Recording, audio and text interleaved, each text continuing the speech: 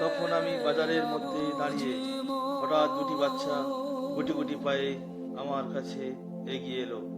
বুক ভরা ভয় আর চোখ ভরা হতাশা নিয়ে মৃদু মৃদু কণ্ঠে কি যেন বলল। আমি প্রশ্ন করলাম, কি হয়েছে বাবা? কিছুক্ষণ স্তব্ধ হয়ে বলল, আমরা এটি, মা ছাড়া এই পৃথিবীতে আর কেউ নেই আমাদের। আমরা এতিমখানায় পড়াশোনা করি, আমাদের পরার পাঞ্জাবি নেই।